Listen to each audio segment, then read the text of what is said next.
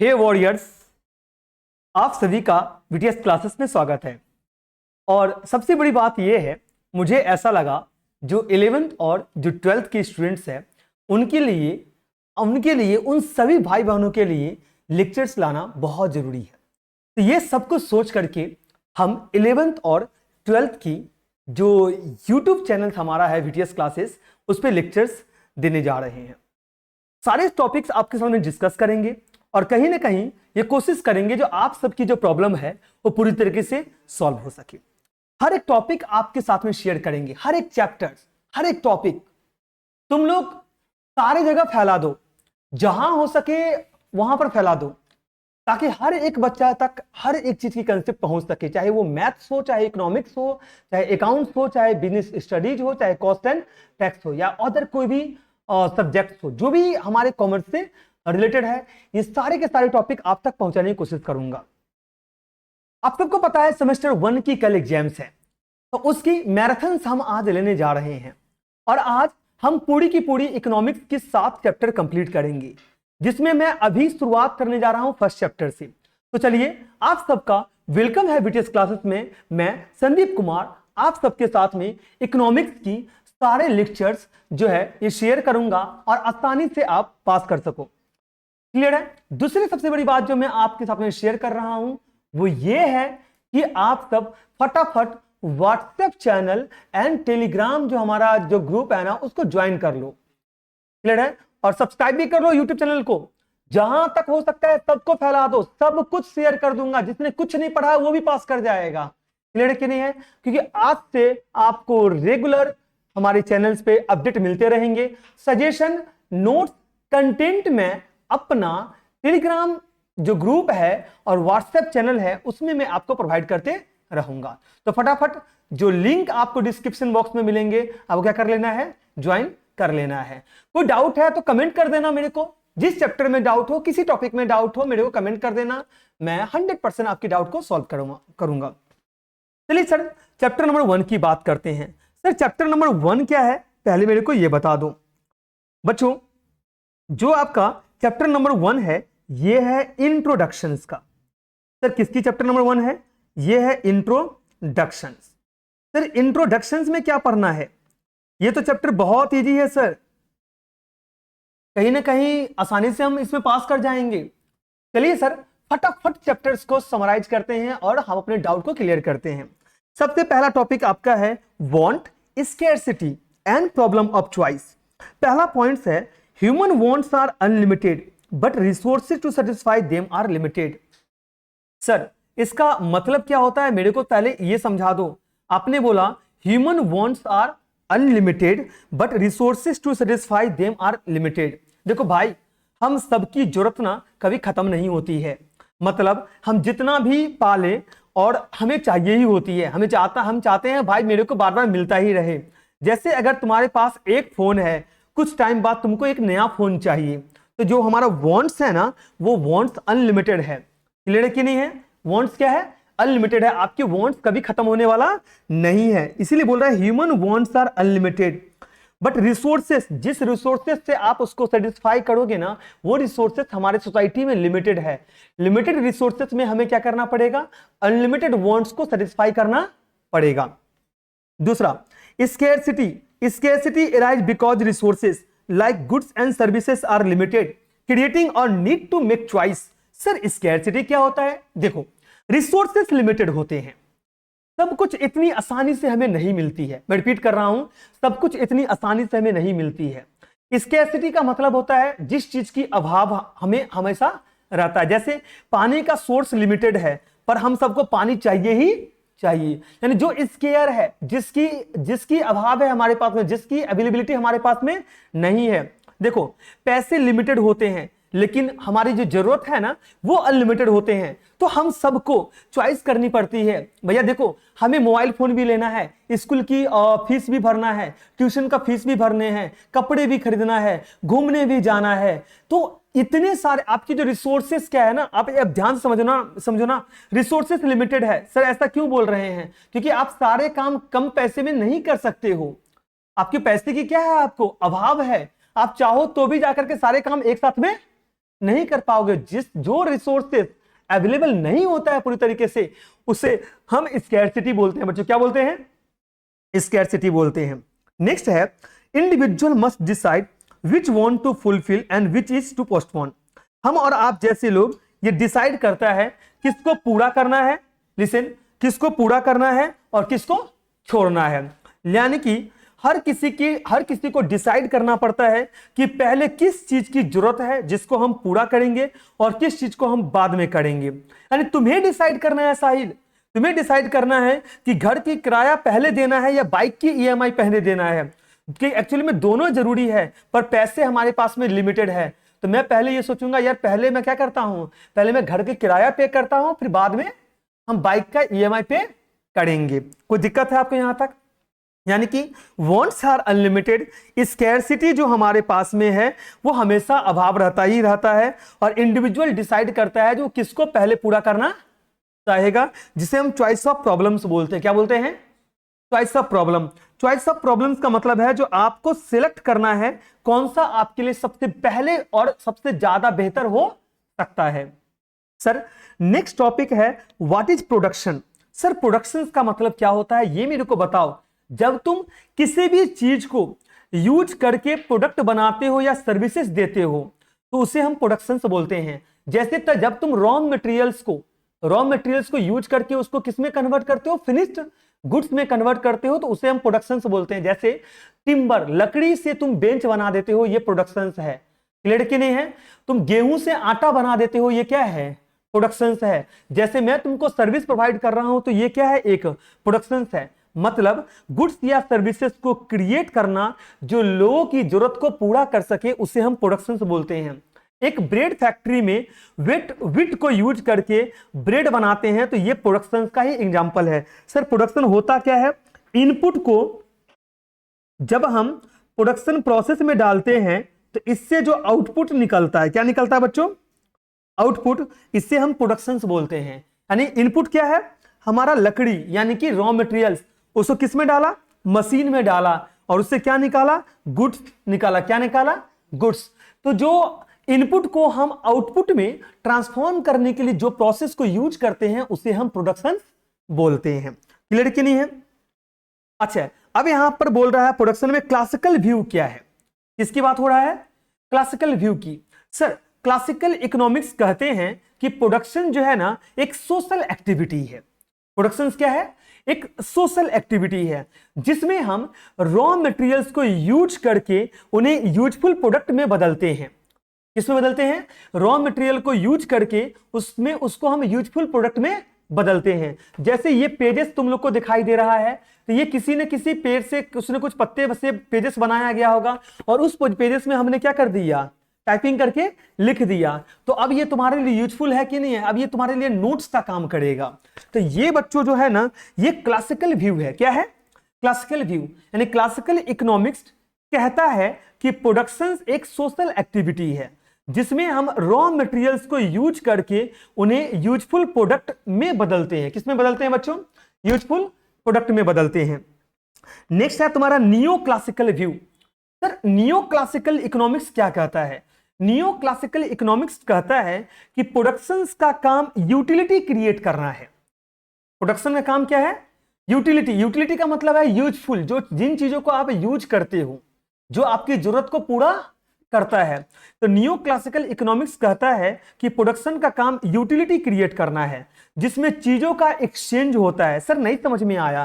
तुम एक मूवी बनाते हो और लोग पैसा देकर के वो देखते हैं, ये यूटिलिटी का एक्सचेंज है कि तुमने मूवी बनाया और सामने वाले ने तुम्हें पैसा दिया, तुमने उसको मूवी दिखाया। इससे बोलते हैं नियो क्लासिकल व्यू। क्या बोलते हैं? नियो। यानी कि नियो क्लासिकल इकोनॉमिक्स ये कहता है कि प्रोडक्शन का काम यूटिलिटी क्रिएट करना है। क्या करना है? जैसे मेरा काम मूवी बनाना है जिसमें चीजों को एक्सचेंज होता है, यानी मूवी बना करके जब मैं आपके सामने प्रेजेंट करता हूं तो आप हमें उसके बदले में पैसे देते हैं, इसलिए हम इसे नियो क्लासिकल व्यू बोलते हैं। क्या बोलते हैं? Neo classical view. Hope so समझ में आ रहा ना? नेक्स्ट टॉपिक क्या है? नेक्स्ट टॉपिक है फैक्टर ऑफ प्रोडक्शन। क्या है बच्चों? Factor of production.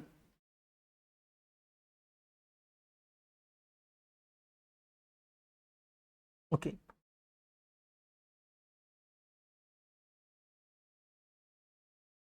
नेक्स्ट है हमारा factor of production. Sir factor of production क्या है? देखो देयर आर फोर फैक्टर्स। सबसे पहला आता है लैंड, दूसरा आता है लेबर, तीसरा आता है आपका कैपिटल, चौथा आता है एंटरप्रेन्योर का मतलब होता है ऑर्गेनाइजेशन। प्रोडक्शंस के लिए लैंड जरूरी है जिसमें हम फैक्ट्री या फॉर्म लगाते हैं। जैसे मैं यहां पर ट्यूशंस प्रोवाइड कर रहा हूं तो ये एक सेंटर के अंदर चल रहा है, यानी कि किसी भी चीज की प्रोडक्शंस करने के लिए सबसे पहली जो जरूरत होती है ये हमारा लैंड होता है। दूसरा लेबर, काम करने वाले लोग जो फिजिकल या मेंटल एफर्ट्स लगाते हैं। मैं रिपीट कर रहा हूं, काम करने वाला लोग जो हमें फिजिकल या मेंटल एफर्ट्स लगाते हैं उसे हम लेबर बोलते हैं। क्या बोलते हैं बच्चों? लेबर। तीसरा क्या है? कैपिटल, जो पैसा, मशीनरी या टूल्स हमें प्रोडक्शंस करने के लिए लगते हैं और उसके लिए जो हम खर्च करते हैं, बिजनेस में इन्वेस्ट करते हैं, उसे हम कैपिटल बोलते हैं। बिना कैपिटल का आप कोई भी प्रोडक्शंस कर नहीं सकते हो।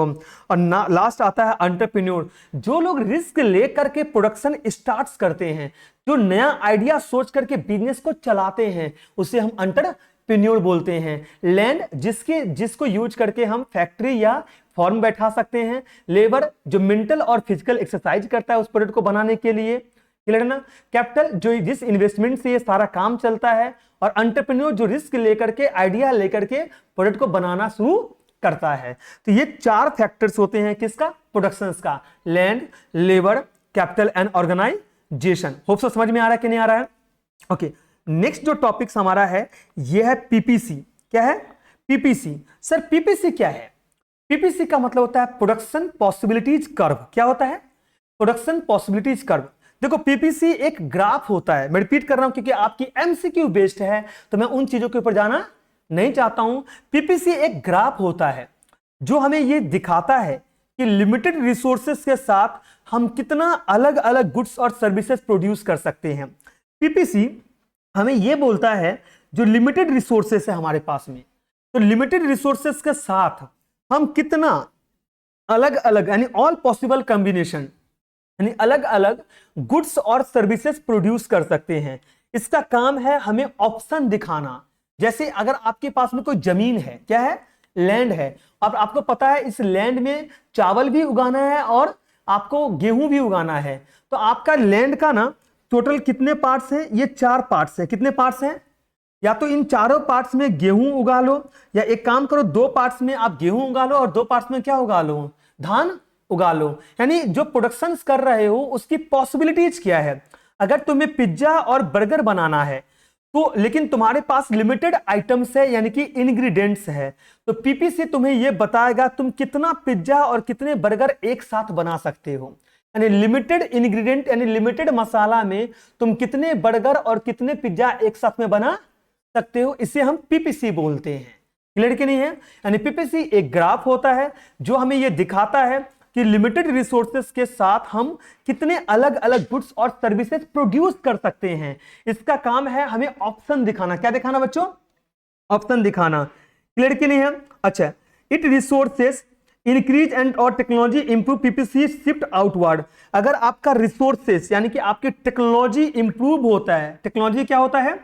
इंप्रूव होता है। मैं रिपीट कर देता हूं, थोड़ा सुन लेना। अगर आपकी टेक्नोलॉजी इंप्रूव करेगा ना तो जो पीपीसी है ना वो आउटवर्ड शिफ्ट होगा। कहां शिफ्ट होगा? आउटवर्ड शिफ्ट होगा। याद रखना, जब आपकी टेक्नोलॉजी इंप्रूव करता है तो पीपीसी किधर शिफ्ट होता है? आउटवर्ड शिफ्ट होता है। याद रहे कि नहीं रहेगा बच्चों? अच्छा, नेक्स्ट आपका यहां पर है एक वर्ड यूज किया है ट्रेड ऑफ। ट्रेड ऑफ का मतलब क्या होता है ये समझ लेना। और एक वर्ड यूज किया है एफिशिएंसी और अपॉर्चुनिटी कॉस्ट। ट्रेड ऑफ का मतलब होता है जब तुम एक चीज ज्यादा बनाते हो तो दूसरी चीज आपका कम बनती है। मैंने क्या बोला? अगर तुम इन सारे 3 हिस्सा में अगर तुम क्या करते हो? धान उगाते हो, तो एक हिस्सा में तुम क्या उपजाओगे? गेहूं उपजाओगे। यानी बोलने का मतलब है जब तुम एक आइटम ज्यादा बनाते हो तो दूसरा जो आइटम है ना वो कम बनाना पड़ता है। इसे कहते हैं ट्रेड ऑफ। क्या बोलते हैं? Trade off. यानी अगर तुम ज्यादा पिज्जा बनाते हो तो शायद बर्गर के लिए तुम्हारा चीज जो है ना वो कम पड़ेगा। तो ये क्या है? ट्रेड ऑफ है। समझ आ रहा कि नहीं आ रहा है? जैसे अगर मैं बोलूं जो मेरा कॉमर्स का क्लासेस ज्यादा चलता है तो ऑफ कोर्स मैं दूसरे सब्जेक्ट्स में टाइम क्या दूंगा बच्चों? बहुत कम दूंगा। क्लियर कि नहीं है? अच्छा सर, नेक्स्ट है आपका नेक्स्ट जो आपका यहां पर है ये है अपॉर्चुनिटी कॉस्ट। सुनिए बच्चों, अपॉर्चुनिटी कॉस्ट है क्या होता है, जब आप ये सोचते हो, जैसे मैं अगर आपको बोलूं आपके पास में बैंक में पैसा डालना है या तो बिजनेस में पैसा लगाना है, या तो पैसा बैंक में डिपॉजिट करना है या तो बिजनेस में लगाना है, तो जिस चीज को तुम एक्सेप्ट करोगे वो तुम्हारे लिए अपॉर्चुनिटी कॉस्ट बन जाएगा। तुमने बोला सर मैं बैंक में पैसा नहीं डालूंगा, मैं बिजनेस में पैसा लगाऊंगा, तो बिजनेस तुम्हारे लिए क्या बन गया, अपॉर्चुनिटी कॉस्ट बन गया। और जो बैंक जो है तुम्हारे लिए क्या बन गया, सैक्रिफाइसिंग कॉस्ट बन गया। सर एफिशिएंसी क्या होता है ये समझा दो थोड़ा सा। देखो एफिशिएंसी का मतलब है रिसोर्सेज का बेस्ट यूज करना, यानी हम ये चाहते हैं जो भी रिसोर्सेज हमारे पास में अवेलेबल है ना, उसका मैं क्या करूं, बेस्ट यूज करूं। क्या करूं बच्चों, बेस्ट यूज करूं। कोई डाउट है यहां तक आपको, सर पूरा क्लियर है कि नहीं है? नेक्स्ट है scarcity of resources and opportunity cost. मैंने बता दिया ना, जिस चीज के लिए तुम सैक्रिफाइस करते हो उसे हम स्कैर्सिटी बोलते हैं। क्या बोलते हैं, स्कैर्सिटी। स्कैर्सिटी का मतलब होता है means not all wants can be fulfilled due to limited resources, यानी कि जो भी तुम्हारे पास में लिमिटेड रिसोर्सेस है ना, अपने लिमिटेड रिसोर्सेस में आप सारे वांट्स को सेटिस्फाई नहीं कर सकते हो। यानी स्कैर्सिटी का मतलब है सभी जरूरत पूरा नहीं हो सकता है क्योंकि रिसोर्सेस लिमिटेड है। तुम्हें डिसीजंस लेना पड़ता है कि पहले किस चीज की इंपॉर्टेंस देनी है और किस चीज की इंपॉर्टेंस नहीं देनी है। नेक्स्ट मैंने बोला opportunity cost. Sir opportunity cost क्या है, जब तुम एक चॉइस करते हो तो दूसरा ऑप्शन अब तुम छोड़ देते हो। यानी तुम्हारे लिए दो ऑप्शंस है बेटा, तुम या तो कोई गर्लफ्रेंड बना लो या तो तुम पढ़ाई कर लो। अगर तुम गर्लफ्रेंड बनाओगे तो तुम्हारा टाइम क्या होगा, वेस्ट होगा। क्या होगा, वेस्ट होगा। तो तुमने क्या किया, तुमने जो गर्लफ्रेंड नहीं बनाया ना वो तुम्हारे लिए सैक्रिफाइसिंग कॉस्ट हो गया, और तुमने जो पढ़ाई पे ध्यान दिया ये तुम्हारे लिए अपॉर्चुनिटी कॉस्ट हो गया। क्लियर कि नहीं है? यानी कि तो तुम अगर तुम फोन खरीदते हो तो लैपटॉप तुम नहीं खरीद सकते हो, तो फोन जो खरीद रहे हो क्या है, अपॉर्चुनिटी कॉस्ट है, और जो लैपटॉप है वो तुम्हारा सैक्रिफाइसिंग, यानी कि एक चीज को पाने के लिए दूसरे चीजों को छोड़ना पड़ता है, उसे हम अपॉर्चुनिटी कॉस्ट बोलते हैं। नेक्स्ट है relative scarcity and economic problem. Sir relative scarcity और इकोनॉमिक प्रॉब्लम क्या है ये समझना।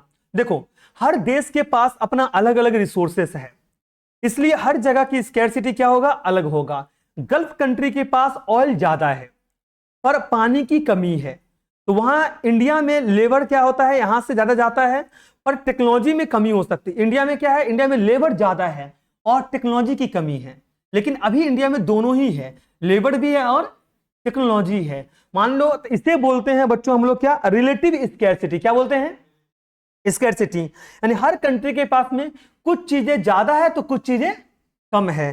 क्लियर कि नहीं है? नेक्स्ट आता है economic problem. Sir economic problem क्या होता है ये समझाओ। बोला economic problem arise because not all wants can be satisfied leading to choice and trade off. यानी इकोनॉमिक प्रॉब्लम इसलिए होती है क्योंकि हमारी जरूरत है ना ये अनलिमिटेड है, लेकिन जो रिसोर्सेस है ना वो लिमिटेड है, इसलिए हमेशा ट्रेड ऑफ और चॉइस हमें करनी पड़ती है। क्लियर कि नहीं है? मैं रिपीट कर रहा हूं, इकोनॉमिक प्रॉब्लम इसलिए होती है क्योंकि हमारी जरूरतें जो है ना वो अनलिमिटेड है, लेकिन रिसोर्सेस क्या है, लिमिटेड है। तो 100% लिमिटेड रिसोर्सेस में आप अनलिमिटेड वांट्स को सेटिस्फाई नहीं कर सकते हो, तो इसे हम क्या बोलते हैं, इकोनॉमिक प्रॉब्लम। यानी बात यही हो गया, तुम अपने पॉकेट में लेके गए 10,000 रुपया फोन लेने के लिए, लेकिन तुमको पसंद आ गया 30,000 का फोन, तो तुम चाहकर भी नहीं ले सकते हो, तुमको लास्ट में कितने का फोन लेना पड़ेगा, 10,000 का लेके लेना पड़ेगा। तो ये तुम्हारे लिए क्या बन गया, इकोनॉमिक प्रॉब्लम बन गया। नेक्स्ट है 3 fundamental problem faced by an economic system. पहला है व्हाट टू प्रोड्यूस। हमें डिसाइड करना पड़ता है कि कौन सा गुड्स और सर्विसेज प्रोड्यूस करना चाहिए। मैं रिपीट कर रहा हूं, हमें ये डिसाइड करना पड़ता है कि कौन सा गुड्स और सर्विसेज प्रोड्यूस करनी चाहिए। दूसरा है हाउ टू प्रोड्यूस। अब डिसाइड करना पड़ता है कि प्रोडक्शन कैसे किया जाए, ज्यादा लेबर यूज करके किया जाए या तो मशीनरी को यूज करके, कैपिटल ज्यादा लगाएं कि लेबर ज्यादा लगाएं। ये है हाउ टू प्रोड्यूस। नेक्स्ट है फ्रॉम whom टू प्रोड्यूस। ये डिसाइड करना होता है कि जो गुड्स और सर्विसेज प्रोड्यूस हो रहा है वो किन लोगों को मिलेगा, कौन उसका फायदा उठाएगा। जैसे मैं ये जो वीडियो बना रहा हूं किसके लिए बना रहा हूं, क्लास 11th के स्टूडेंट्स के लिए बना रहा हूं। सबसे पहले हमने ये डिसाइड किया जो हम कौन सा सर्विसेज प्रोवाइड करें। तो आज की क्लासेस हमारी शुरू किससे हुए, इकोनॉमिक्स से। तो ये हो गया व्हाट टू प्रोड्यूस। फिर हाउ टू प्रोड्यूस, अब डिसाइड करना पड़ता है कि प्रोडक्शन कैसे किया जाए, यानी कि ये सारे क्लासेस का जो वीडियो है आप तक कैसे पहुंचाया जाए, नोट्स कैसे पहुंचाया जाए। तो वो चैनल का माध्यम बन गया व्हाट्सएप चैनल और टेलीग्राम ग्रुप। क्लियर है। नेक्स्ट है होम टू प्रोड्यूस। ये डिसाइड करना होता है कि जो भी गुड्स या सर्विसेज प्रोड्यूस हो रहे हैं वो किन लोगों को मिलेगा, किसको उसका फायदा मिलेगा, इसे बोलते हैं होम टू प्रोड्यूस। क्लियर है ना। ये 3 फंडामेंटल प्रॉब्लम है जो इकोनॉमिक सिस्टम में फेस करना पड़ता है। What to produce, how to produce और होम टू प्रोड्यूस। बच्चों समझ में आपको आ रहा है कि नहीं आ रहा है। नेक्स्ट हमारा टॉपिक है different types of economic systems. There are 3 types of economic systems. पहला है कैपिटलिस्ट सिस्टम, दूसरा है सोशलिस्ट सिस्टम, तीसरा है मिक्स इकोनॉमी। कैपिटलिस्ट सिस्टम्स क्या होता है, इस सिस्टम्स में सारी प्रोडक्शन और रिसोर्सेस प्राइवेट जो पीपल है या कंपनी के पास में होता है, यानी प्राइवेट लोगों के पास में होता है, प्राइवेट कंपनी के पास में होता है। मतलब जो भी बिजनेस हो रहा है ना वो लोग अपने खुद के फायदे के लिए करते हैं। जैसे मैं ट्यूशन अभी प्रोवाइड कर रहा हूं, ये मैं खुद के फायदे के लिए कर रहा हूं, तो इसे बोलते हैं कैपिटलिस्ट सिस्टम।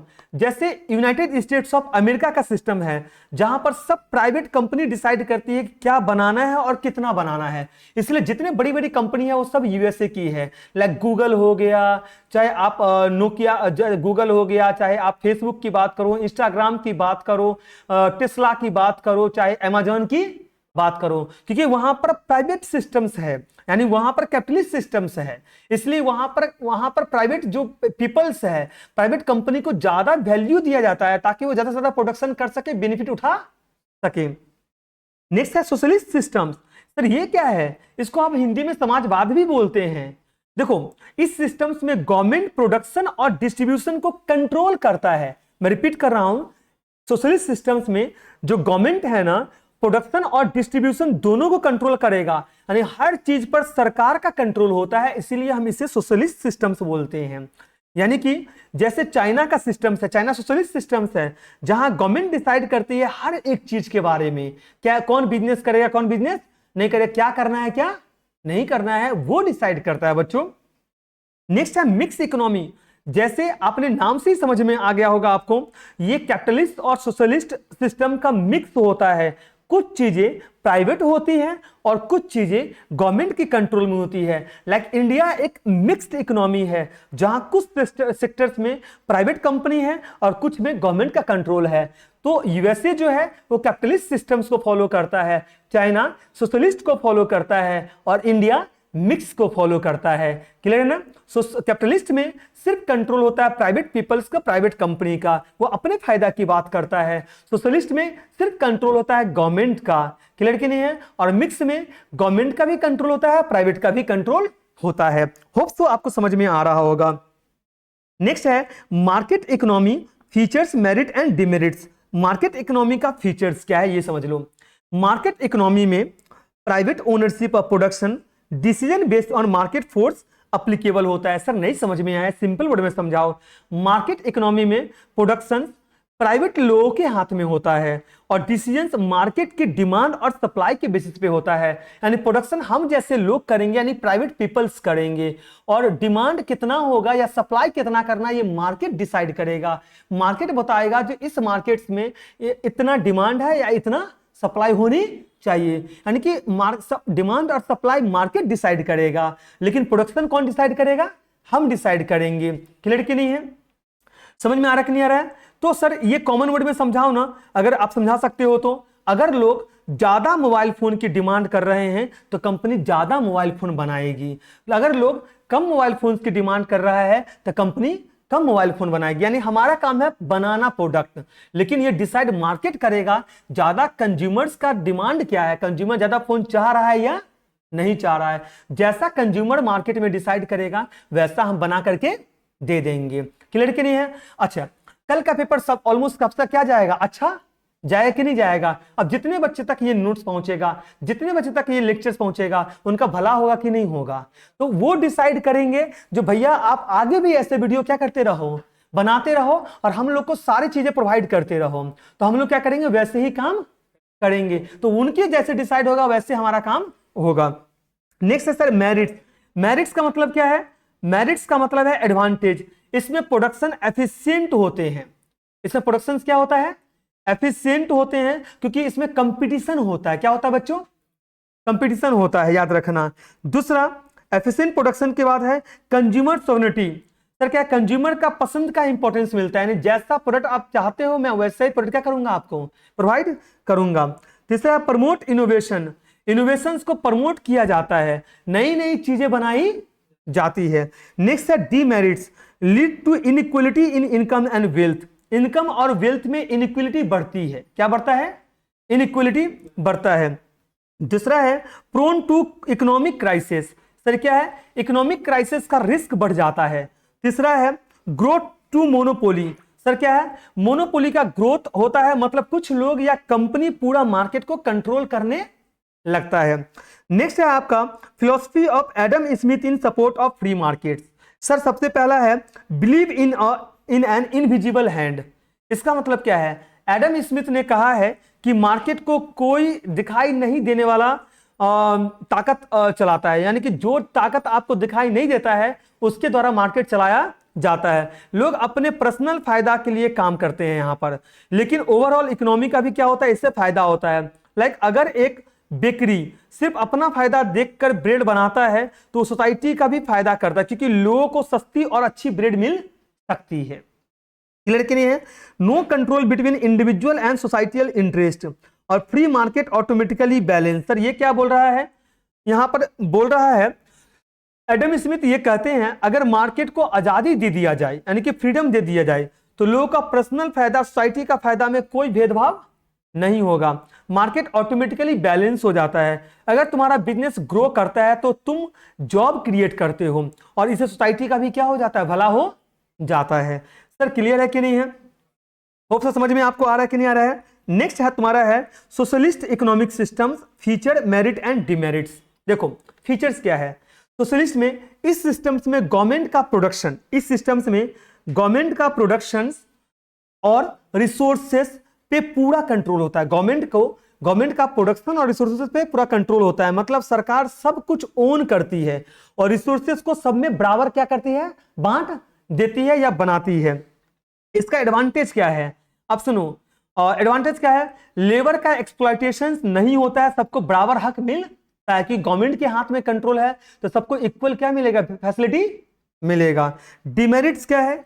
डिमेरिट्स है एफिशिएंसी और इनोवेशन में कमी हो सकता है क्योंकि कंपटीशन नहीं होता है। सब चीज अगर गवर्नमेंट के हाथ में होगा और तुमको अगर गवर्नमेंट जॉब मिल जाए तो तुमको कोई फर्क ही नहीं पड़ता है जो गवर्नमेंट को क्या फायदा हो रहा है या नहीं आ रहा है। तुम इनोवेशन नहीं करोगे, तुम ज्यादा हार्डवर्क नहीं करोगे, तुम कोशिश करोगे बस गवर्नमेंट का काम करके दे देना है, हमें इनोवेशन वगैरह करने की जरूरत नहीं है। नेक्स्ट है philosophy of Karl Marx in favour of communism and socialism. क्या फिलॉसफी है कार्ल मार्क्स का? ये देखो, मार्क्स ने इकोनॉमी को हमेशा एक क्लास स्ट्रगल के रूप में देखा है, जिसमें रिच और पुअर के बीच जो होता है ना वो लड़ाई होती रहती है। हमेशा गरीब और अमीर के बीच में क्या होता है, लड़ाई होती है। यानी उनका मानना था कि कैपिटलिज्म का अंत होगा अगर एक नया सोशलिस्ट सिस्टम बनेगा, यानी कि अगर सोशलिस्ट बनेगा, गवर्नमेंट का कंट्रोल होगा, तो जो पूंजीवाद है, पूंजीवाद का मतलब जो लोग कंट्रोल कर रहा है प्राइवेट लोग, उसका अंत हो जाएगा। यानी कि इनका कहने का मतलब है सब चीज सब में बराबर हो जाए, कोई अंबानी नहीं होगा, अंबानी और सचिन क्या हो जाएगा, इक्वल हो जाएगा। अगर तुम्हारे पास 10 लोग हैं जिसमें 2 के पास में सब कुछ है और 8 लोगों के पास में कुछ भी नहीं है, तो मार्क्स कहता है ये इनइक्वलिटी खत्म होनी चाहिए और सबके 10 लोगों में सब कुछ बांट देनी चाहिए। लेकिन ये सही भी नहीं है क्योंकि हर किसी की एफिशिएंसी एक बराबर नहीं होता है। नेक्स्ट है कम्युनिज्म सोशलिज्म के बाद मिक्स इकोनॉमिक सिस्टम्स का feature, merits and demerits. Mix economy, ये सिस्टम्स एक बैलेंस है जिसमें प्राइवेट और पब्लिक दोनों सेक्टर्स का रोल होता है। प्राइवेट और पब्लिक दोनों सेक्टर्स का रोल होता है। क्लियर है कि नहीं है? मतलब गवर्नमेंट और प्राइवेट कंपनी दोनों प्रोडक्शन और डिस्ट्रीब्यूशन करते हैं। सर नहीं समझ में आया? इंडिया एक मिक्स इकोनॉमी है जिसमें प्राइवेट बिजनेस भी है और गवर्नमेंट का भी अपना बिजनेस है, जैसे रेलवे, ये सब क्या है, मिक्स इकोनॉमिक सिस्टम्स में आ सकता है। सर फायदा क्या है इसका? Benefit from both capitalism socialism. Sir क्या बोलना चाह रहा है आप बताइए? इस सिस्टम्स में कैपिटलिस्ट सिस्टम्स की एफिशिएंसी और सोशलिस्ट सिस्टम्स की सोशल वेलफेयर दोनों मिलता है। पब्लिक और प्राइवेट दोनों सेक्टर्स का फायदा उठाया जा सकता है। सर इसका कुछ डिमेरिट्स भी है। सर डिमेरिट्स क्या है ये बता दीजिए। कभी कभी प्राइवेट और पब्लिक सेक्टर्स के बीच इंटरेस्ट जो है ना वो कंफ्लिक्ट हो जाता है, जो इनएफिशिएंसी को बढ़ा सकता है। क्लियर है कि नहीं बच्चों? आपको समझ में यहां तक आ गया। नेक्स्ट टॉपिक है 6 social goal. Sir 6 social goal क्या है? पहला है एफिशिएंसी, रिसोर्सेज को बेस्ट यूज करना, वेस्ट कम और ज्यादा से ज्यादा प्रोडक्शन निकालना, वेस्टेज कम हो, रिसोर्सेज ज्यादा यूज हो। इक्विटी, सब लोगों के साथ बराबर का व्यवहार करो, जैसा इनकम और वेल्थ होगा उसका डिस्ट्रीब्यूशन सही तरीके से करो। फ्रीडम, लोग अपने डिसीजंस खुद ले सकें, जैसे कि क्या बनाया जाए और क्या खरीदा जाए। ग्रोथ, ग्रोथ क्या है? इकोनॉमी को ग्रो करना, जैसे जीडीपी और प्रोडक्शंस को बढ़ाना। सर सिक्योरिटी, सिक्योरिटी क्या है? लोगों को जॉब और बेसिक नीड्स का ध्यान रखना, ताकि लोगों को भरोसा रहे और उनके पास में कल के लिए जो जरूरत है ना वो पूरा हो सके। सर स्टेबिलिटी, इकोनॉमी में फ्लक्चुएशंस कम होना चाहिए, जैसे इन्फ्लेशन या अनएम्प्लॉयमेंट क्या होना चाहिए? स्टेबल रहना चाहिए। सर इकोनॉमिक ग्रोथ का मतलब क्या होता है? जब एक देश का आउटपुट यानी गुड्स और सर्विसेज की प्रोडक्शन बढ़ जाता है तो उसे हम इकोनॉमिक ग्रोथ बोलते हैं। जैसे हमारा इंडिया का प्रोडक्शन, गुड्स और प्रोडक्शन क्या हो जाए, अगर बढ़ जाए तो हम इसे इकोनॉमिक ग्रोथ बोलेंगे। ये ग्रोथ तब होती है जब लेबर, कैपिटल और टेक्नोलॉजी को अच्छा से यूज किया जा सके। सर इकोनॉमिक डेवलपमेंट क्या होता है? Sir economic development long term process होता है, जिसमें सिर्फ इनकम बढ़ना नहीं बल्कि लोगों की लाइफ क्वालिटी यानी तुम्हारा स्टैंडर्ड ऑफ लिविंग भी क्या होना चाहिए? बढ़ना चाहिए। तुम्हारा रहने का तरीका भी क्या होना चाहिए? बढ़ना चाहिए। इसे हम इकोनॉमिक डेवलपमेंट बोलते हैं। सिर्फ इनकम बढ़ना डेवलपमेंट नहीं होता है, तुम्हारे अंदर की जो लाइफ स्टाइल्स है, तुम्हारा जो लाइफ स्टाइल है, तुम जहां रहते हो, तुम्हारी जो सोच है, तुम्हारी टेक्नोलॉजी है, वो सब क्या होना चाहिए? बढ़ना चाहिए। अब तुम्हारे दिमाग में आएगा सर डेवलपमेंट होता कैसे है? देखो, जब इकोनॉमी में ग्रोथ के साथ स्ट्रक्चरल चेंजेस भी आती है, जैसे एजुकेशन सिस्टम अगर बेहतर हो, हेल्थ सर्विसेज अगर इंप्रूव हो, लोगों की इनकम के साथ उनका लाइफ स्टाइल भी क्या होता जाएगा? बेटर होता चला जाएगा, तब डेवलपमेंट सर होता है। सर नेक्स्ट है सस्टेनेबल डेवलपमेंट। जब हम अपनी आज की जरूरत पूरा करते हैं बिना फ्यूचर जनरेशन की रिसोर्सेज को खत्म किए, यानी हम आज की जो अपनी जो हमारी जरूरत है ना वो तो पूरा करेंगे, लेकिन हमारी जरूरत की वजह से फ्यूचर जनरेशन का लिए जो चीजें बचा हुआ है ना वो खत्म नहीं होनी चाहिए। जैसे पानी को बचाना बच्चों बहुत जरूरी है, ताकि फ्यूचर में जो तुम्हारा बाल बच्चा आएगा उसके लिए पानी रह सके, कोयला वगैरह रह सके, अदर जो चीजें हैं वो रह सके। तो इसे हम सस्टेनेबल डेवलपमेंट कहते हैं। मतलब आज के लिए सब कुछ यूज कर लेना और फ्यूचर के लिए कुछ नहीं छोड़ना गलत होगा। सोचो तुम पानी का सबसे ज्यादा यूज कर लेते हो आज के दिन, लेकिन अगले दिन के लिए पानी ही नहीं बचेगा। तो सस्टेनेबल डेवलपमेंट का कंसेप्ट ये कहता है कि हम एनवायरनमेंट का ध्यान रखेंगे और आगे इसको बढ़ाएंगे ताकि पानी बचे हुए रहे और फ्यूचर जनरेशन में जो तुम्हारा बाल बच्चा सब आएगा उसको पानी सही से मिल सके। क्लियर है ना सर?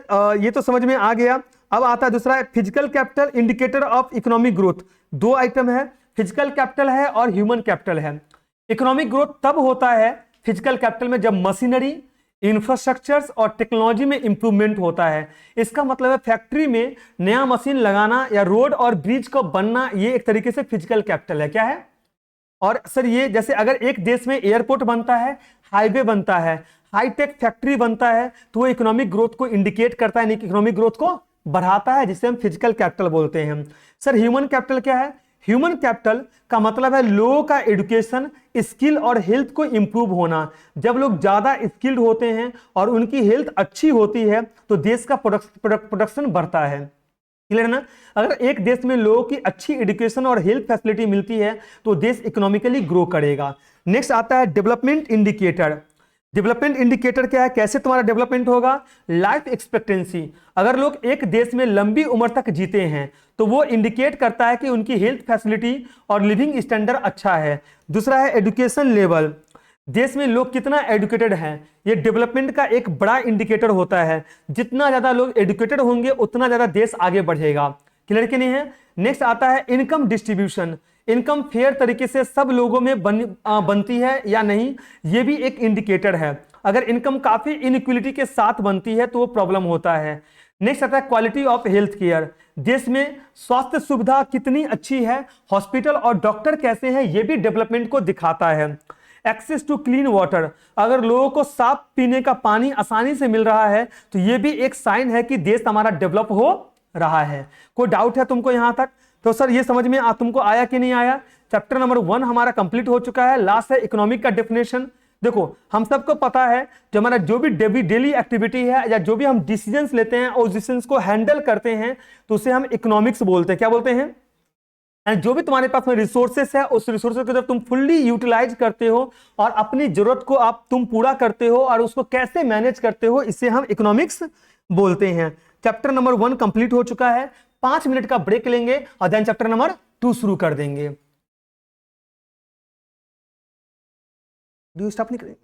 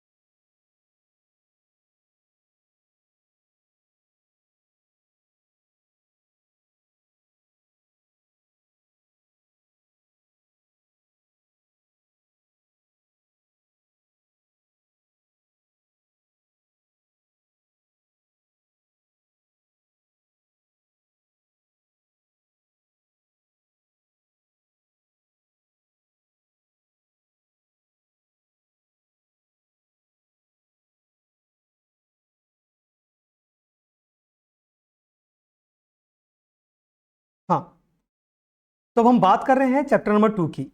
सर चैप्टर नंबर 2 क्या है? चैप्टर नंबर 2 आपका है डिमांड, सप्लाई और इक्विलिब्रियम प्राइस की बात कर रहा है।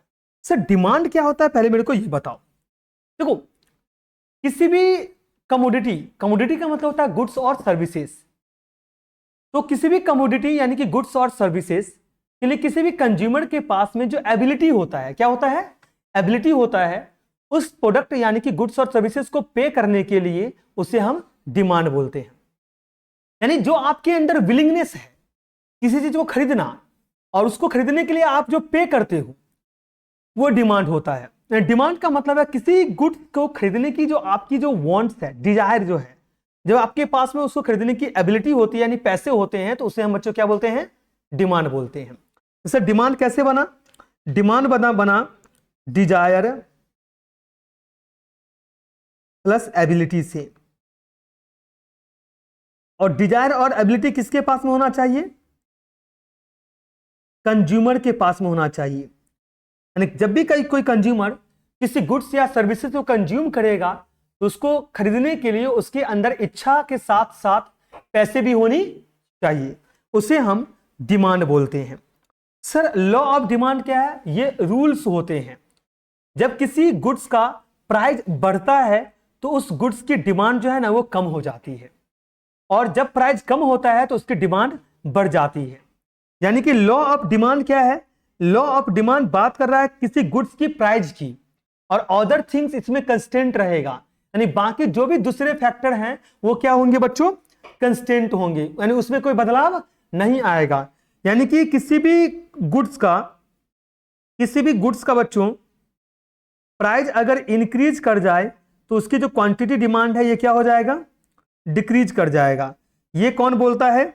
ये बोलता है लॉ ऑफ डिमांड। यानी क्लियर कि नहीं है? किसी गुड्स की प्राइस बढ़ने से उसकी क्वांटिटी डिमांड घट जाएगी, या किसी गुड्स की प्राइस घटने से उसकी क्वांटिटी डिमांड बढ़ जाएगी। ये लॉ ऑफ डिमांड है। यहां पर अदर जो फैक्टर्स हैं यानी प्राइस को छोड़ करके बाकी जितने भी फैक्टर है वो कंस्टेंट रहेंगे, उसमें कोई चेंजेस नहीं आएगा। जैसे कंज्यूमर का इनकम हो गया, पॉपुलेशन हो गया, एडवर्टीजमेंट्स हो गया, या कंप्लीमेंट्री गुड्स, सब्स्टिट्यूट गुड्स वगैरह हो गए, इसमें कोई taste and preference of consumer हो गया, इसमें कोई चेंजेस नहीं आएगा। Why the law of demand hold? Law of demand इसलिए होल्ड होता है क्योंकि जैसे जैसे हम एक गुड्स को ज्यादा यूज करते हैं तो उससे मिलने वाली जो सेटिस्फैक्शन है वो कम होती चली जाती है। मतलब हर एक एडिशनल यूनिट्स का फायदा जो है ना वो कम होना शुरू हो जाता है, इसलिए हम ज्यादा प्राइस देने के लिए तैयार नहीं होते हैं। जैसे किसी दुकान पे अगर तुम रेगुलर चाय पियो, अगर वो दुकानदार अगर चाय की प्राइस क्या हो जाए, बढ़ा दे, तो तुम चाय पीना क्या कर सकते हो? बंद कर सकते हो, क्योंकि तुम ये बोलोगे भाई मैं तुम्हारा रेगुलर कस्टमर्स हूं, कई सालों से चाय क्या कर रहा हूं, पी रहा हूं। तुम एकाएक चाय की प्राइस बढ़ाओगे, हम चाय नहीं पिएंगे। यानी किसी भी चीज को अगर तुम कंटिन्यूअस यूज करते हो तो उससे जो मिलने वाला तुम्हारा सेटिस्फैक्शन है वो कम हो जाएगा। जैसे एक ही मूवी तुम बार बार देखोगे तो तुम्हारा जो सेटिस्फैक्शन लेवल है वो धीरे धीरे क्या हो जाएगा? कम हो जाएगा। इसलिए हम ज्यादा प्राइस देने के लिए तैयार नहीं होते हैं। इसे बोलते हैं why the law of demand holds. Exception to the law of demand, ऐसा रूल्स एंड रेगुलेशन जिसपे लॉ ऑफ डिमांड अप्लाई नहीं होता है। क्या होता है? Law of demand apply, law of demand हर जगह अप्लाई नहीं होता है। और जैसे गिवन गुड्स पे ये अप्लाई नहीं होगा। सर गिवन गुड्स क्या होता है? जब किसी प्रोडक्ट का प्राइस बढ़ता है तो उसका डिमांड बढ़ता है, जब किसी गुड्स का प्राइस घटता है तो उसका डिमांड क्या होता है? घटता है। फॉर एग्जाम्पल शेयर मार्केट में शेयर का प्राइस अगर बढ़ेगा तो डिमांड बढ़ेगा, शेयर का प्राइस घटेगा तो डिमांड घटेगा। तो इसे हम क्या बोलते हैं? Given goods. प्रेसिडियस गुड्स, ये लॉ ऑफ डिमांड बोलता है प्राइस बढ़ने से क्वांटिटी डिमांड घटता है और प्राइस घटने से क्वांटिटी डिमांड बढ़ता है। लेकिन यहाँ गिवन गुड्स क्या बोलता है? प्राइस बढ़ने से डिमांड बढ़ेगा और प्राइस घटने से डिमांड घटेगा। प्रेस्टिजियस गुड्स जैसे नेकलेस वगैरह हो गया डायमंड्स का, 5 स्टार होटल में खाना खाना, जब तुम्हारा इनकम बढ़ेगा तो तुम्हारे जो डिमांड है इसके लिए लग्जूरियस लाइफ के लिए उसका बढ़ जाएगा। तो वहां पर लॉ ऑफ डिमांड अप्लाई नहीं कि तुम और ज्यादा खर्चा करोगे लग्जूरियस आइटम्स के ऊपर, महंगा वॉच पहनोगे, महंगा शू पहनोगे, महंगे 5 स्टार होटल में खाना खाओगे। तो ये हमारा होता है exception to the law of demand. क्या होता है बच्चों? Exception to the law of demand होता है। कोई दिक्कत है आपको यहां तक?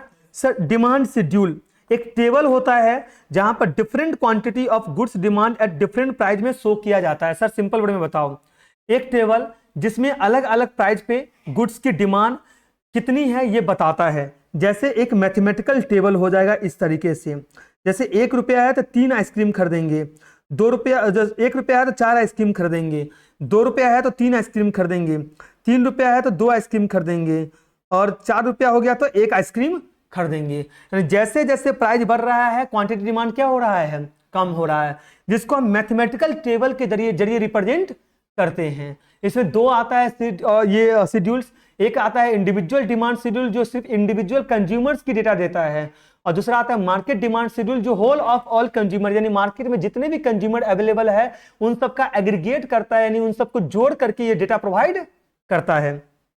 नेक्स्ट है डिमांड कर्व। तो ये होता है बच्चों डिमांड कर्व। ये क्या है, ये डिमांड कर्व है। ये डिनोट करता है प्राइस को, ये डिनोट करता है क्वांटिटी को। क्लियर कि नहीं है।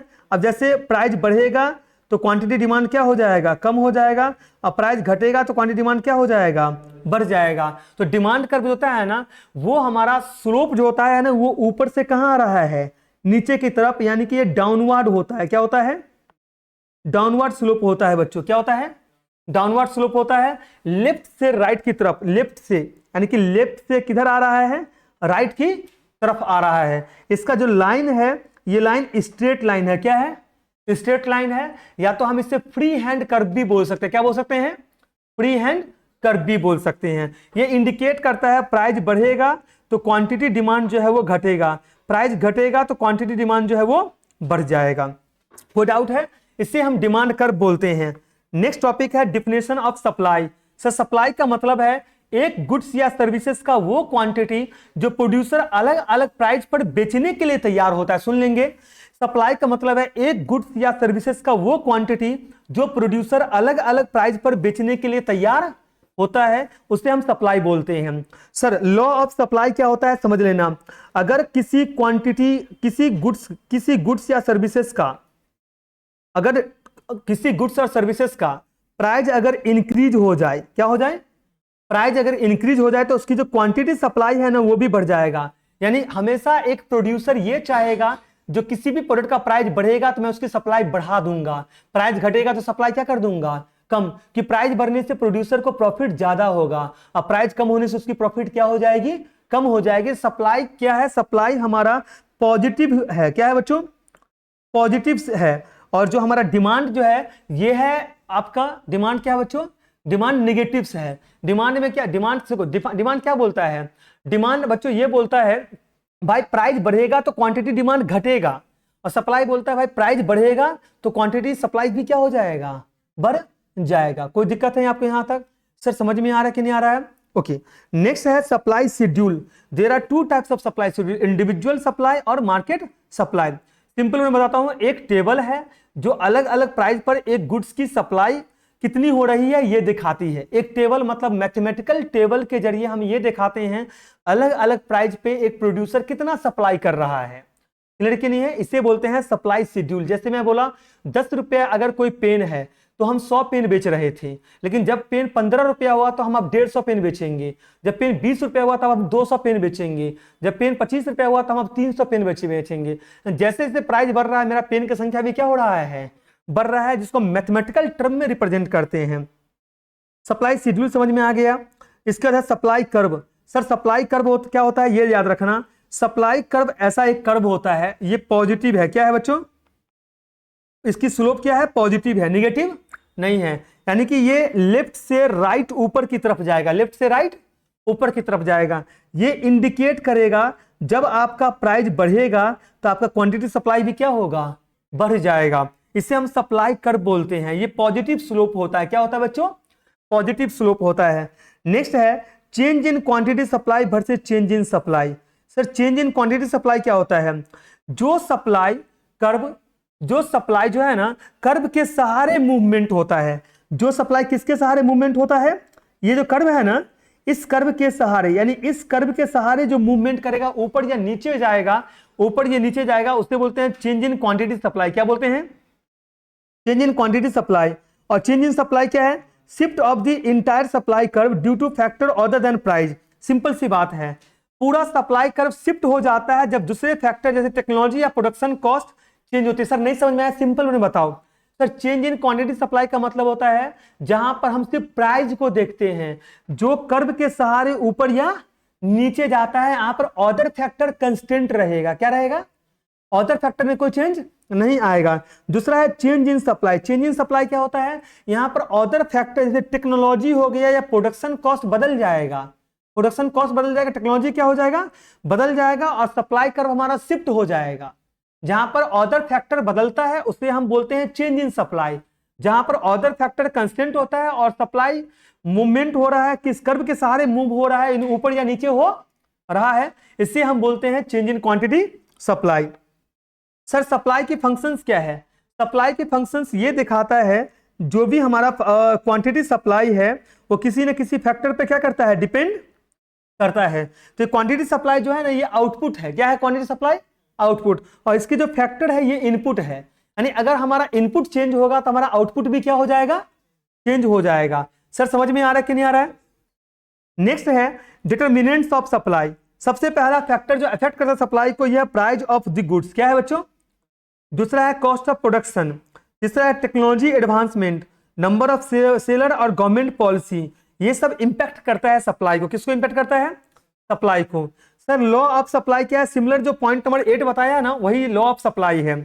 इंडिविजुअल सप्लाई क्या है?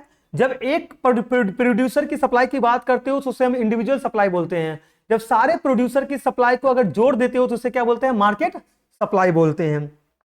Definition and functions of market, ये क्या है? ये देख लीजिए, definition and functions of markets. Sir आपको यहां तक समझ में आया कि नहीं आया? तो सर डिफिनेशन एंड फंक्शन, देखो मार्केट एक ऐसा जगह है जहां पर बायर और सेलर दोनों मीट करता है और गुड्स और सर्विसेज की एक्सचेंज होती है। जैसे मैंने आपको गुड्स बेचा, आपने मेरे को क्या दिया? पैसे दिए। और ये मार्केट कहीं से भी हो सकता है, इसके लिए कोई फिक्स प्लेस होना जरूरी नहीं है। यानी ये बायर और सेलर के बीच में एक ब्रिज का काम करता है जो प्राइस के सहारे, मतलब बायर को भी सेटिस्फाई करता है और सेलर को भी सेटिस्फाई करता है। तुम्हें 100 रुपए में कोई यूनिट्स खरीदना है, मैं 100 रुपए में वो यूनिट्स प्रोवाइड कर दूंगा। इसे हम मार्केट से बोलेंगे। अब यहां पर आता है determination of equilibrium price and equilibrium quantity. अब इसका मतलब क्या होता है समझना। इक्विलिब्रियम प्राइस ये वो प्राइस है जहां डिमांड और सप्लाई बराबर होता है, जहां पर डिमांड और सप्लाई क्या होगा? बराबर होगा। और इक्विलिब्रियम क्वांटिटी ये वो क्वांटिटी है जो इक्विलिब्रियम प्राइस पे एक्सचेंज होता है, जहां ना एक्सेस डिमांड होता है ना ही एक्सेस सप्लाई होता है। जहां ना एक्सेस डिमांड होगा ना ही एक्सेस सप्लाई होगा। सर क्लियर है कि नहीं है? नेक्स्ट है effect of change in demand और supply on equilibrium price. Sir equilibrium price का मतलब क्या होता है? ये वो प्राइस है जहां डिमांड और सप्लाई बराबर होगा। सर अच्छा, डिमांड और सप्लाई चेंज कब होगा? डिमांड इंक्रीज कब होगा? सर सो बताओ। पहला, consumer want more of the goods at the same price. Consumer ज्यादा क्वांटिटी चाहता है सेम प्राइस पर।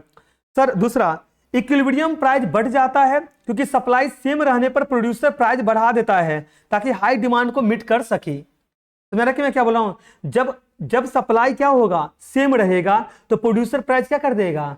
बढ़ा देगा ताकि हाई डिमांड को मीट कर सके, जितनी डिमांड है उसको पूरा कर सके। तो डिमांड डिक्रीज क्या होगा? कंज्यूमर कम क्वांटिटी चाहता है। कंज्यूमर क्या चाहता है? कम क्वांटिटी। इक्विलिब्रियम प्राइस अगर गिर जाता है तो प्रोड्यूसर जो है ना अपने प्रोडक्ट बेचने के लिए प्राइस को कम कर देता है। पहला वाला किसी में डिमांड कब इंक्रीज होता है? जब प्रोड्यूसर को ऐसा लगता है जो प्राइस क्या हो सकता है, डिमांड बहुत ज्यादा है और हमारा जो प्रोडक्ट है वो काफी बिकेगा, इसके लिए वो प्राइस क्या कर देगा? बढ़ा देगा। दूसरा किसी में डिमांड डिक्रीज कब होगा? जब प्रोड्यूसर का जो प्रोडक्ट वो बेच रहा था ना उसका डिमांड क्या हो गया? गिर गया, तो लोग अब उसकी प्रोडक्ट को खरीदना नहीं चाहता है, इसलिए उसने प्राइस को क्या कर दिया है? कम कर दिया है। सर कोई दिक्कत है? Next supply increase. Producer market में ज्यादा गुड्स ले आता है। प्रोड्यूसर क्या करता है? मार्केट में ज्यादा गुड्स लेकर के आता है, उससे सप्लाई क्या हो जाएगा? बढ़ जाएगा। जैसे अब ऐसे समझो ना, जितना ज्यादा हमें लगेगा जो गुड्स रहेगा, हमारा सप्लाई भी क्या, मतलब प्रोड्यूसर क्या कर रहा है ना, सप्लाई पे सप्लाई करते जा रहा है। तो तुम्हें नोट्स पे नोट्स क्या कर रहे हैं? हम दे रहे हैं। तो ये सब सप्लाई क्या हो जाएगा? बढ़ जाएगा। सप्लाई डिक्रीज कब होगा? मार्केट्स में गुड्स कम हो गए हैं और प्राइस क्या हो गया है? काफी बढ़ गया है। डिमांड वही है पर प्रोडक्ट की कमी हो गई है। क्यों हो गया है? कि प्राइस बढ़ गया जिसकी वजह से आप खरीदना नहीं चाहते हो, इसकी वजह से हम क्या नहीं कर पा रहे हैं? उतना ज्यादा सप्लाई नहीं कर पा रहे हैं। कोई दिक्कत है बच्चों यहां तक? तो ये समझ में आ गया। नेक्स्ट है रेगुलेशन मार्केट। मार्केट का रेगुलेशंस क्या होता है ये समझो। गवर्नमेंट या अथॉरिटीज कुछ रूल्स या पॉलिसी बनाता है ताकि प्राइस, सप्लाई या मार्केट कंपटीशन को कंट्रोल किया जा सके। दूसरा होता है प्राइस कंट्रोल। गवर्नमेंट कुछ एसेंशियल गुड्स जैसे फ्यूल हो गया, फूड हो गया, इसके लिए मिनिमम या मैक्सिमम प्राइस लिमिट सेट करता है ताकि कंज्यूमर और प्रोड्यूसर को प्रोटेक्ट किया जा सके। टैक्स और सब्सिडी। टैक्स और सब्सिडी सर क्या होता है? देखो, टैक्स प्राइस को बढ़ाता है जो डिमांड या सप्लाई को रिड्यूस करता है, और सब्सिडी क्या होता है? प्राइस को कम करता है जो ज्यादा कंजम्पशन या प्रोडक्शन को इनकरेज करता है। अगर तुम्हें किसी चीज पे सब्सिडी मिलेगा तो तुम्हारा जो प्राइस है ना वो क्या हो जाएगा? कम। और टैक्स अगर तुम किसी चीज पे देते हो तो प्राइस क्या हो जाएगा? बढ़ जाएगा। नेक्स्ट है competition regulation. Sir competition regulation क्या है? जो भी हमारा अथॉरिटीज है वो इंश्योर करता है कि कोई कंपनी मार्केट में मोनोपोली या ज्यादा कोई कंट्रोल ना कर ले, या फेयर कंपटीशन को प्रमोट करते हो, कंज्यूमर के लिए बेटर प्रोडक्ट और प्राइस लेवल लेकर के हम आए। सर सुनिए कंपटीशन रेगुलेशन क्या होता है। यानी गवर्नमेंट ये चाहता है, गवर्नमेंट ये इंश्योर करता है जो एक आदमी का बिजनेस नहीं चलेगा मार्केट में। क्लियर कि नहीं है? कोई एक आदमी बिजनेस को कंट्रोल नहीं कर सकता है, सब में फेयर कंपटीशन होगा, उसको प्रमोट करेगा और कंज्यूमर के लिए बेटर प्रोडक्ट और प्राइस लेकर के आएगा। क्लियर कि नहीं है? तो चैप्टर नंबर 2 भी बच्चों हमारा क्या हो गया? कंप्लीट हो गया। नेक्स्ट हम बात करते हैं चैप्टर नंबर 3। चैप्टर नंबर 3 क्या है? Elasticity and demand and supply है। इलास्टिसिटी ऑफ डिमांड क्या होता है?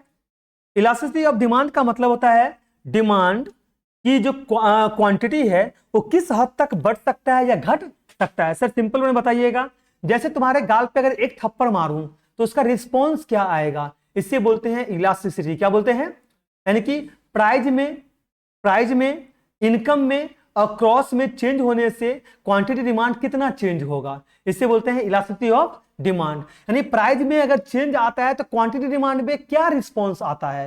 यानी अगर प्राइस 10% से चेंज होता है तो क्वांटिटी डिमांड कितना % से चेंज होगा। क्लियर कि नहीं है?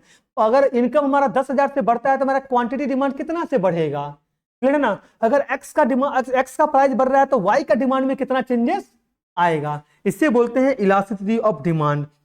यानी responsiveness of the quantity demand of a commodity to change in one of the variable. यानी ये जो है ना price of the commodity, income of the consumer, price of related commodity, ये वेरिएबल है। प्राइस की चेंज होने से आपका क्वांटिटी डिमांड कितना चेंज होगा, इनकम के चेंज होने से कितना चेंज होगा, और एक्स की चेंज होने से वाई में कितना चेंजेस आएगा। क्लियर कि नहीं है? इससे बोलते हैं इलास्टिसिटी ऑफ डिमांड। अब यह है price elasticity of demand. Simple में बता रहा हूं, प्राइस की चेंज होने से क्वांटिटी डिमांड में कितना चेंजेस आता है, इससे बोलेंगे प्राइस इलास्टिसिटी ऑफ डिमांड, जिसका फॉर्मूला होता है percentage change in quantity demand divide by percentage change in price. कैसे निकलता है? Percentage change in price divide by percentage change in quantity into P by Q. P by Q जो है ना ये ओरिजिनल प्राइस है और ओरिजिनल क्वांटिटी है। सर क्लियर है कि नहीं है? नेक्स्ट हम बात करते हैं बच्चों, ये क्लियर है क्या? समझ आ रहा ना? नेक्स्ट है value of price elasticity of demand. पहला है परफेक्टली इलास्टिक डिमांड। क्या है? Perfectly elastic demand. सर क्या होता है? Price is constant, there is change in demand, it is said to be perfectly elastic. यानी कि आप ये बोल सकते हो आपका जो डिमांड में भी इंक्रीज और decrease without change in price. Price में कोई बदलाव नहीं हुआ है। रिपीट कर रहा हूं, प्राइस में उतना ज्यादा कोई चेंजेस नहीं हुआ है, बट क्वांटिटी डिमांड हमारा क्या हो गया? चेंज हो गया। ये परफेक्टली इलास्टिक डिमांड है। तो डिमांड कर्व जो होता है ना parallel to O X axis होता है। क्या होता है? ओ एक्स एक्सिस होता है। सर क्लियर है कि नहीं यहां तक? सर समझ में आ रहा है क्या? परफेक्टली इलास्टिक डिमांड समझ में आ गया। नेक्स्ट है perfectly inelastic demand. When the price is change if there is no change in demand. Price change हो गया बट क्वांटिटी डिमांड में कोई चेंजेस नहीं आया। यहां पर ईपी इक्वल टू क्या हो जाएगा बच्चों? 0 हो जाएगा। क्लियर कि नहीं है? नेक्स्ट है रिलेटिव इलास्टिक डिमांड, जो लग्जूरियस गुड्स है। क्या है? Luxurious goods. सिंपल वर्ड में समझने की कोशिश करो, demand is more than proportional change in the price. Price में अगर ज्यादा चेंज आता है, जैसे अगर मैं ये बोलूं जो किसी 5 स्टार होटल में खाने का प्राइस क्या हो जाए? बढ़ जाए, तो जो अमीर लोग होंगे ना और ज्यादा खाना खाने के लिए जाएगा। नेक्स्ट है relatively in elastic demand. Sir ये क्या होता है? अगर कोई मताल को ये बोल दिया जाए दारू का प्राइस क्या हो रहा है बढ़ रहा है, या चेन स्मोकर को ये बोल दिया जो सिगरेट का प्राइस क्या हो रहा है, बढ़ रहा है, सिगरेट का प्राइस बढ़ेगा तो भी उसको कोई इंपैक्ट पड़ने वाला नहीं है, वो सिगरेट खरीदेगा ही खरीदेगा। फिर है यूनिटरी इलास्टिक डिमांड, जितना से प्राइस में चेंज होगा उतना से ही क्वांटिटी डिमांड में चेंजेस आएगा। नेक्स्ट है income elasticity of demand, income की चेंज होने से क्वांटिटी डिमांड में कितना चेंजेस आ रहा है, इसे बोलते हैं इनकम इलास्टिसिटी ऑफ डिमांड। जितना से आपका इनकम चेंज होगा उससे क्वांटिटी डिमांड में कितना चेंजेस आएगा, इसे बच्चों हम लोग क्या बोलेंगे, income elasticity of demand. Clear कि नहीं है? बाकी इसका भी कंसेप्ट लगभग क्या है, पूरा सिमिलर ही है। नेक्स्ट है क्रॉस इलास्टिसिटी ऑफ डिमांड, बोल रहा है वाई की प्राइस में चेंज होने से एक्स का जो डिमांड है वो कितना चेंज हो रहा है। मैं रिपीट कर रहा हूं, वाई की प्राइस में चेंज होने से एक्स की जो डिमांड है उसमें कितना चेंजेस आ रहा है, इसे बोलते हैं cross price elasticity of demand. Sir simple word बताओ, जैसे अगर मैंने बोला कॉफी का जो प्राइस है, कॉफी का प्राइस अगर इंक्रीज होगा तो टी है ना, तो टी का जो डिमांड है वो कितना से चेंज हो जाएगा, यानी कॉफी का प्राइस में चेंज होने से टी का डिमांड में कितना चेंजेस होगा, इसे बोलते हैं क्रॉस प्राइस इलास्टिसिटी। यानी जहां पर हम कंप्लीमेंट्री गुड्स और सब्स्टिट्यूट गुड्स की बात करते हैं, यानी पेट्रोल की प्राइस बढ़ने से कार की डिमांड कितना बढ़ेगा या सॉरी घटेगा, क्लियर है ना, या तो टी का प्राइस बढ़ने से कॉफी का डिमांड कितना बढ़ेगा, उससे हम बोलते हैं cross price elasticity of demands. बच्चों क्लियर है कि नहीं है? सर समझ में आ रहा है कि नहीं आ रहा है? होप तो आपको ये समझ में आ गया ना। ओके चलिए, ये 3 चैप्टर हमारा कंप्लीट हो गया। मिलते हैं नेक्स्ट वीडियो में जहां पर चैप्टर नंबर 4, 5 और 6 की बात करेंगे।